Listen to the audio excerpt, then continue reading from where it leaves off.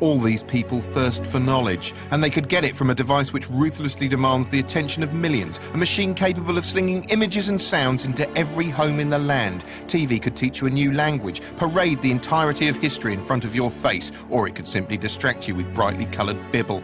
We all want to fill our brains with information, yet only few of us know as much as we think we know. How much do you know? What, of the whole thing? About 20%, 25%? OK. What did everyone in the world do yesterday? I don't know. You don't know any of that, do you? No. How many atoms are there in the floorboards you're standing on? Do you see what I'm getting at? Yeah. Maybe we never really learned anything from TV, but were simply transfixed by it, like apes dazzled by technology. This week, how TV ruined your life by trying to actually tell you stuff. Don't say it didn't, it did.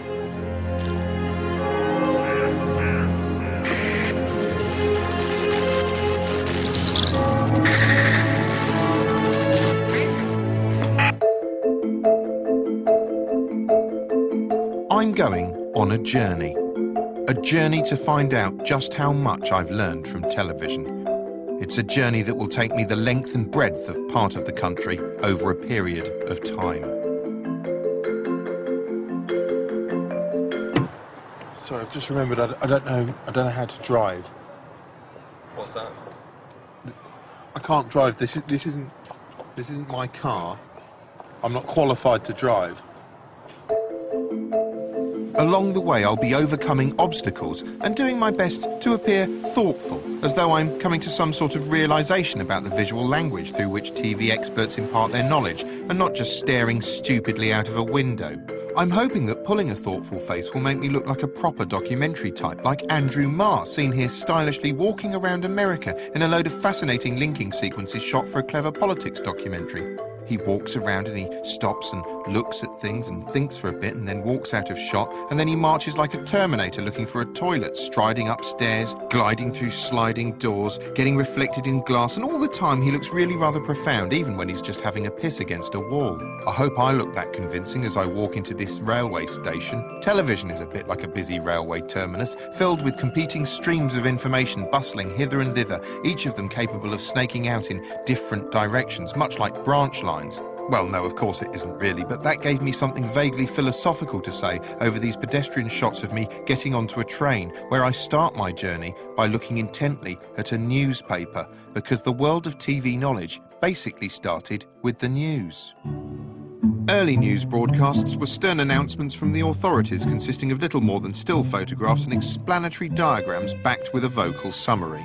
The BBC newswallers believed moving pictures would distract the viewer and prevent them from absorbing the informational content. Gradually, TV news loosened up and began to realise the advantages it had over newsprint. Unlike their desperate medieval ink and paper counterparts, TV reporters could use the moving image to make otherwise mundane stories more interesting and immersive. This filthy smoke and chemical smog is again attacking the people for whom there's most danger, the people with chest and heart troubles. The translation of news into TV grew more sophisticated. The newsroom arrived, there were more interesting graphics, and instead of a letters page, vox pops with the public. Can I interrupt you, Tick? Are your prices up a lot? Yes, sir.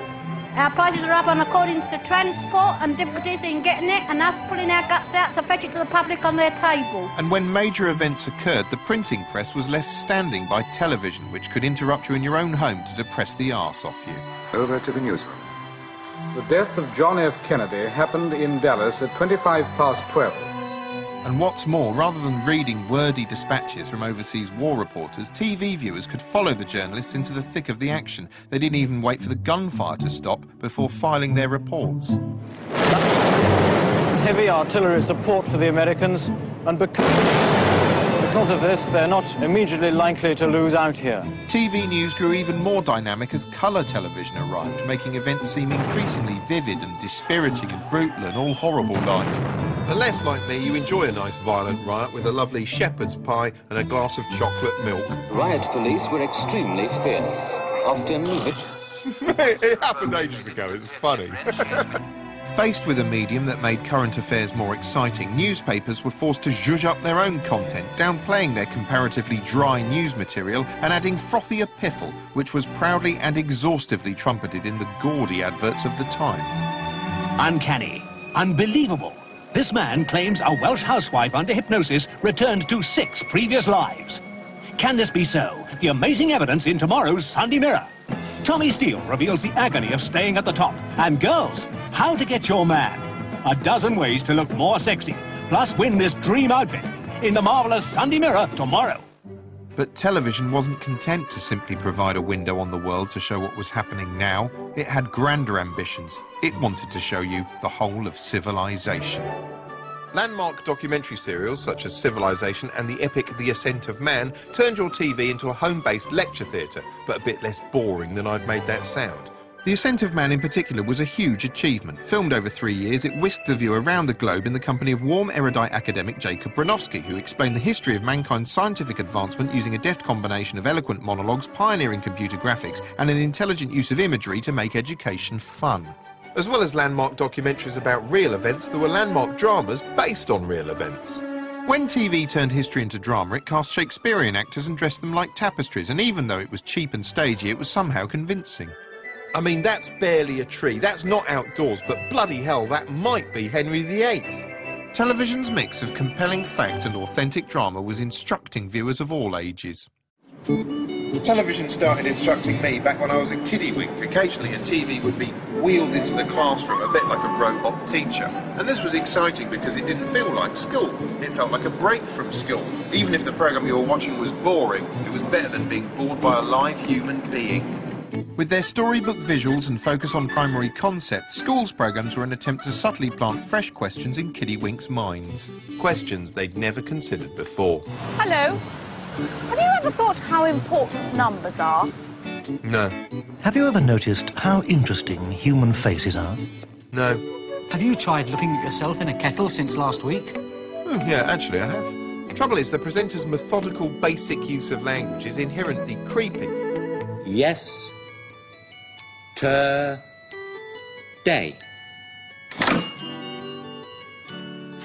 It's a bit like you're coming round from a brain injury and they're a bunch of well-meaning nurses sent to rehabilitate you. Hello. Did you comb your hair when you got up this morning? I forgot, so I'm doing it now. And I'm not sure why, but for some reason, whenever I watch them, I feel a bit like I'm a homicide detective and they're a suspect trying to act natural. Hello. I didn't expect to see you. The shop's not open, I'm afraid. You can see what I'm doing if you like. Oh, yeah. Where were you on the night of the 6th? And if the presenters weren't creepy enough, their various puppety animated co-stars were downright petrifying. Let's go in. Woo! Get out! Whenever your TV turns into an instructive words and pictures light show like this, there's something faintly sinister about it. What with the haunting music and visuals and the faintly medicated air of some of the presenters, I think the only thing I learnt was to intrinsically mistrust everyone and everything on television. Why don't you draw a picture of something that really frightens you? Yeah, all right. What does a vagina look like? But while schools' programmes were unintentionally frightening, it's worth reflecting, as I sit here, that television often deliberately used fear-mongering means to train younger viewers to look after themselves. In 1977, rural areas of the UK were treated to Apaches, very much the Citizen Kane of terrifying educational films. This 50-minute summer holiday snuff fest told the story of a gaggle of young dimbos who repeatedly go to play on a local farm, despite the fact that one of them dies there every bloody day. Like all good movies, Apaches had its own trailer, seen here squashing one of the cast. A few years after Britain's rustic kids stared at carnage in horror, across the pond, children were subjected to an even more terrifying and lurid kind of warning. This is my future? It is if you don't get off those drugs. Cartoon All-Stars to the Rescue is the powerful story of a teenager dealing with drug and alcohol abuse. Some of your favorite cartoon characters will help you understand how drugs and alcohol can ruin your life. Me, I want some heroin. This crude alarmist TV propaganda was a bad trip for millions of American kids. Of course, we didn't get to see that on this side of the pond, which is why we're all so well adjusted, but we were exposed to moral instruction from some of their other cartoons. For instance, almost every line of dialogue in the garish epic Thundercats seemed to be jammed with so much heavy-handed moral guidance, it's amazing there was any room at all for the vowels and consonants. Rules are only meaningful if people agree to follow them. Otherwise, they're just words. I'll go and edit The Guardian. But perhaps the most strident moral supervision was smuggled inside the animated epic He-Man, which was preachier than 9 priests glued to a schoolmaster and which regularly culminated in a philosophical lecture from one of its stars. As we've just seen, Skeletor went back into the past to make evil things happen. In reality, no one can go back into the past. That's only make-believe. Don't patronise me, I'm not stupid, although I am 39 and bickering with He-Man. But we can try to learn from the past, from things that have happened to us. Love to know what happened to make you dress like that. I'm guessing something with his uncle. Of course, we fondly remember He-Man because we learnt so much from it. Just as we fondly remember the cartoon based on Terry Wogan's Chat Show from the 80s. Everyone remembers that. Just ask the man in the street. Do you remember the Wogan cartoon in the 80s? The Wogan cartoon? No, I don't. But I remember the cartoons in the 80s, in my day, was Thundercats, Jason the World Warriors, Scooby-Doo Mysteries. But the Wogan thing was it was like an animated version of Terry Wogan's Chat Show. It was called Wogan. Oh yeah. Do you know what? Thinking about it, yeah, I do actually remember that now. I think it was on CITV. Wogan.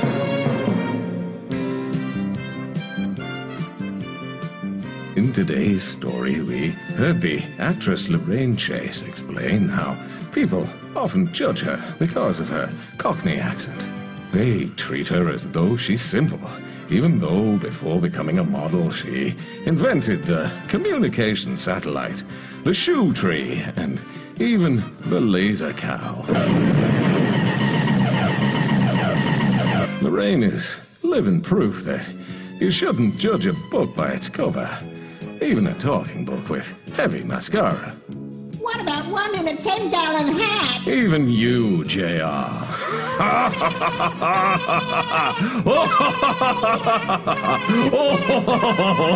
Oh, yeah.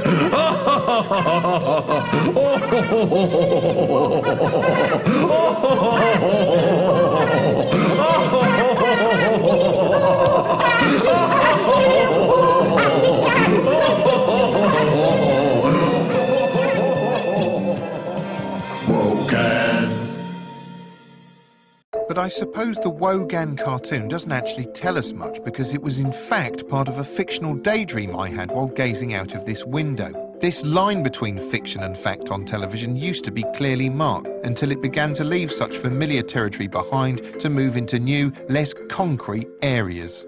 Viewers generally believed what they saw on screen, even though TV occasionally told entertaining fibs, such as the famous Panorama report on the Italian spaghetti harvest. But in 1977, Anglia TV went several leagues further with Alternative 3, a sophisticated hour-long hoax in the style of an existing documentary strand called Science Report. It made eerily convincing claims that a shadowy cabal of scientists and world governments were conspiring to build a habitable base on the surface of Mars, and it ended with what purported to be footage of a US-Soviet Martian landing in 1962, culminating in something creepy wriggling around beneath the Martian soil. My God, what is that? Something moving. Something moved there. What the hell is that? But the row that followed Alternative 3 was nothing compared to the stink left behind after the BBC's Ghostwatch. Although scripted, Ghostwatch took the form of a live supernatural TV special fronted by several familiar, well-loved faces, Michael Parkinson, Mike Smith and Sarah Green. But it also played host to a more sinister and unsettling presence. Boom! I bet that scared you, didn't it? No, this is not a mask. This is Craig Charles live, you lucky people. Oh, and there was also a ghost, an evil spirit known as Mr. Pipes, who, it was alleged, was causing simply dreadful goings-on in a North London home. At the time, viewers weren't accustomed to this kind of verite horror, and as all hell quite literally broke loose on location and things grew increasingly horrible in the studio, the repeated fleeting appearances of Mr. Pipes, seen here in the bedroom, here reflected in the glass, and here on CCTV, left many viewers genuinely terrified out of their wits. In the days before Sky Plus, it wasn't possible to rewind and check that you'd seen what you thought you'd just seen, and Ghostwatch knowingly toyed with viewers, replaying footage of one of Pipes' appearance later with him missing, so that viewers would start to think they were seeing things. Can we go forward slowly? Sure. No, I'm doing that now. Well, slow enough? I can't see anything now myself. False alarm? Things reached a chilling conclusion as it transpired the broadcast itself was acting as a nationwide séance channeling evil forces, and Michael Parkinson was left wandering around an abandoned studio like a Yorkshireman possessed.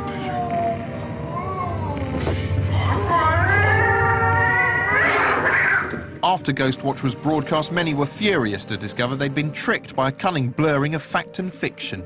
You used factual presenters. You meant people to be deceived. You toyed with the emotions of the audience because the audience weren't actually sure, or I wasn't, actually sure if it was fact or fiction. Ghostwatch had confused people by being a piece of fictional entertainment masquerading as fact. Shortly afterwards, a new genre in which fact masqueraded as fictional entertainment rose in popularity. Nosy Parker Fly-on-the-Wall documentary series, exemplified by the original 70s incarnation of The Family, had been around for several decades. It is going to be a tremendous intrusion into your privacy, because we will film everything. But during the 90s, they morphed into a populist new genre, the docu-soap, which made stars of regular incompetent people spoons, such as Maureen Rees from Driving School. Whoa! For Christ's sake! She nearly killed someone. Before long, docu-soaps were focusing more heavily on the soap aspect, turning their participants into bona fide stars. And this lady is, she's going to be a very big star. She really is. A wonderful talent. Ladies and gentlemen, Miss Jane McDonald.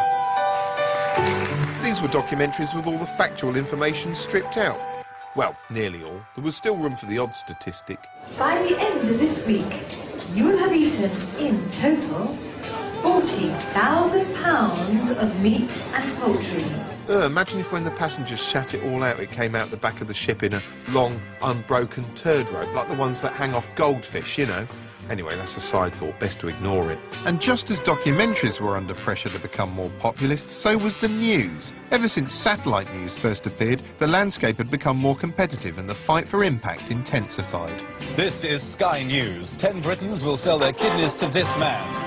As a consequence, across the board, the graphics steadily became more fearsome and bombastic, the sets more cavernous and self-important, and the delivery more theatrical. The Liberal Democrats have accused the other two parties of gazing into the gutter. And part of this more crowd-pleasing approach was that the opinion of the viewer grew steadily more important. This situation reached a peak in 1997 after the death of Princess Diana, when the opinion of the man in the street actually became the emotive focus of much of the news coverage. Good evening. It's been a day like no other. A day for the people stunned by the news of Diana's death, and a day that rewrote the rules about how a grieving nation should react. The outpouring of emotion just grows by the day. Queen's not in residence today, but where the hell is the flag? Eh? You see what I'm saying about the establishment? Current Affairs was no longer a stern proclamation from the establishment and was becoming more like a public sounding board.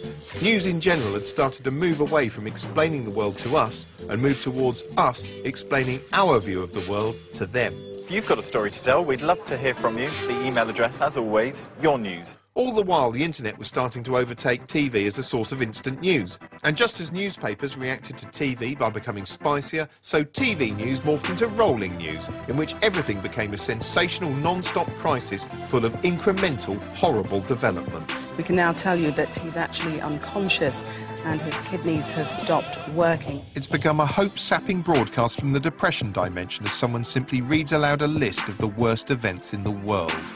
He killed his 74-year-old grandmother, also his mother, his uncle, his cousin, his 15-year-old second cousin. In addition, he killed a baby who was 18 months old. He killed a sheriff deputy's wife. He killed 2 pedestrians. He killed a petrol station assistant. He killed a motorist. He shot the chief of police, and he shot himself. Well, we'll let you digest that for a moment, and we're going to be back with all today's top stories and indeed the business news. Thanks for that. Today's news often seems to be about nothing but the thrill of the chase, an endless parade of fresh horror piled upon fresh horror. No time for reflection, just pictures. Look at this, then look at this. Come on, tune in, rubberneckers, have a bloody good gawp. We'll just come underneath this cordon.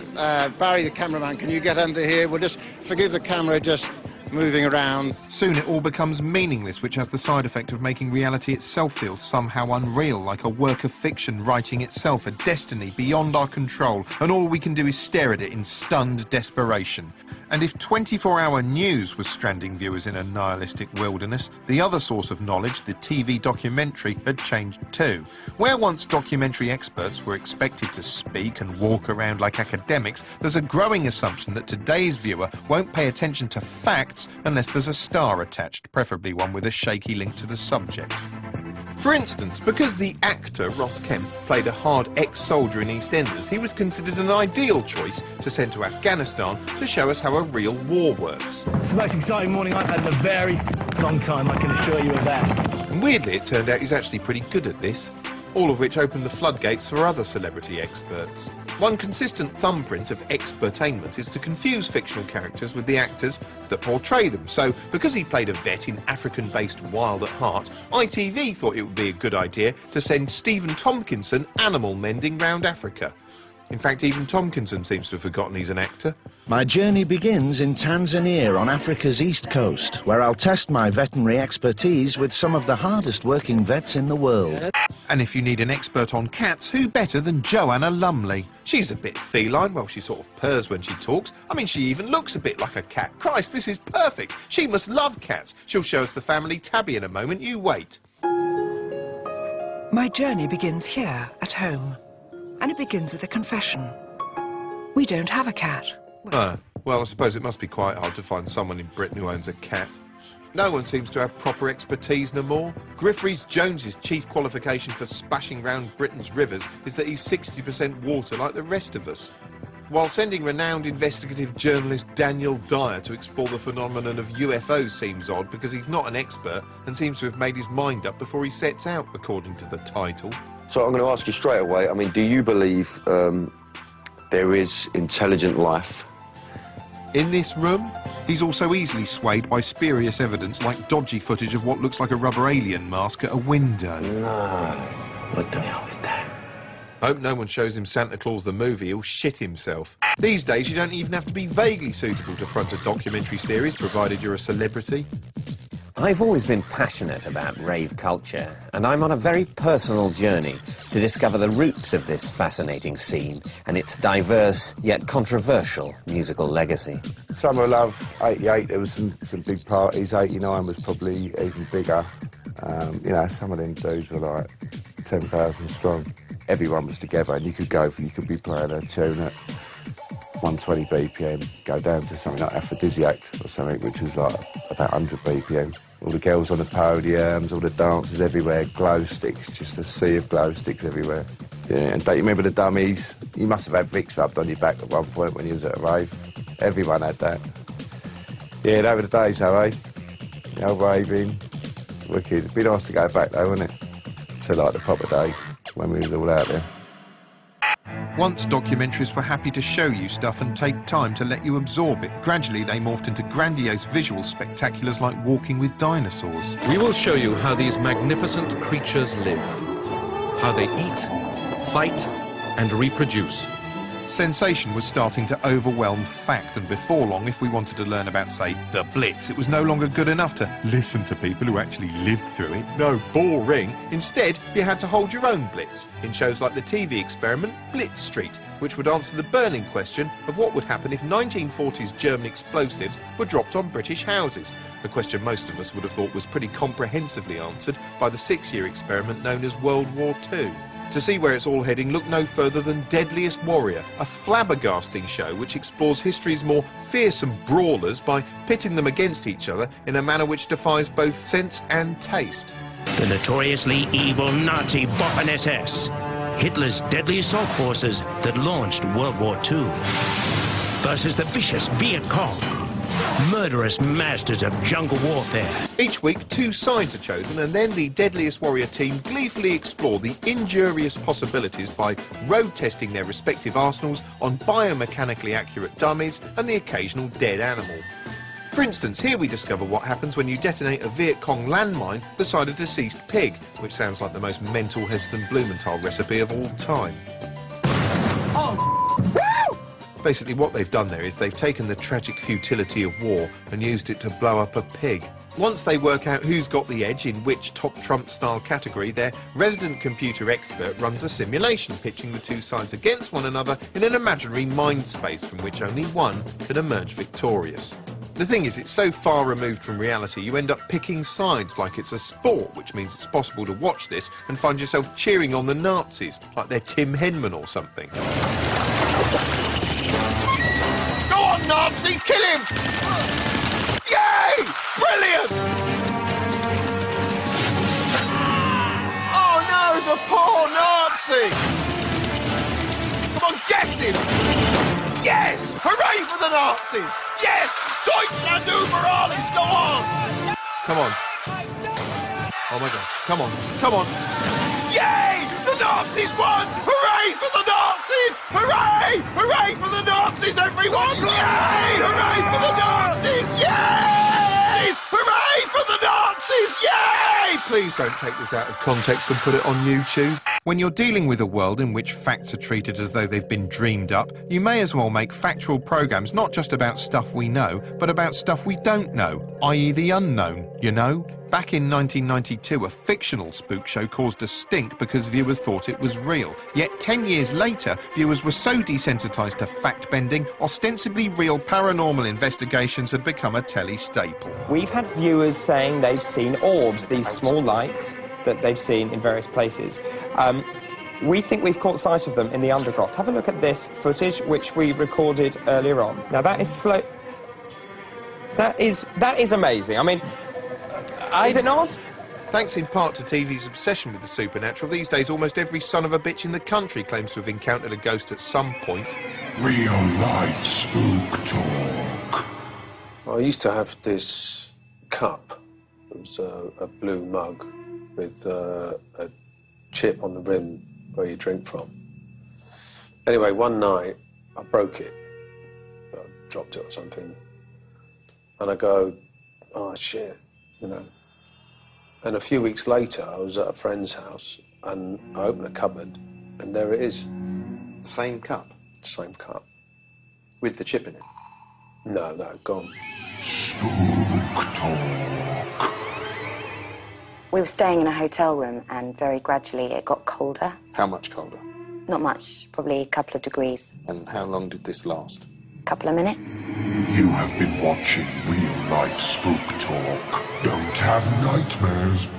And it's not just supernatural bibble people are prepared to believe. They'll choke down anything that looks like a documentary, even fatuous online conspiracy bumwash. All TV really taught us was to believe what screens said, even when they were lying. TV's relationship with information has taken fact on a lengthy and unusual journey. Documentaries morphed from highbrow historical lecturing into lowbrow historical pantomime remixing, and our taste for experts shifted from knowledgeable, respectable academics to tit-witted celebrity puppets. And what about those fact-based dramas? Well, this traditional sense of reverence soon got pissed through a tinsel-coated hosepipe. Where once the Tudors looked like old paintings, TV now portrayed them like the cast of a sex-crazed 16th century take on Hollyoaks. And the news went from a basic, unemotional explanation of the facts to a non-stop entertainment format sold on the basis of its emotive impact. The world has changed, and we must change with it. An entertainment format which sometimes talks to you like you're back in the classroom watching a school's programme. So to have snow, the layers of the atmosphere below cloud level must be cold enough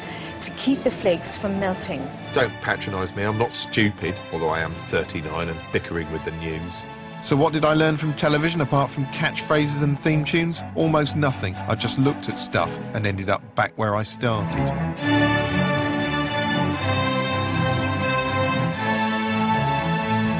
BBC One's on duty with a team of housing officers in a moment. Parties and rowdy behaviour causing trouble in Neighbourhood Watched. And comedy with the sixth formers on BBC Three now, and they're fighting their fears in coming of age. Here on BBC Two, highlights from the Cricket World Cup at 11:20.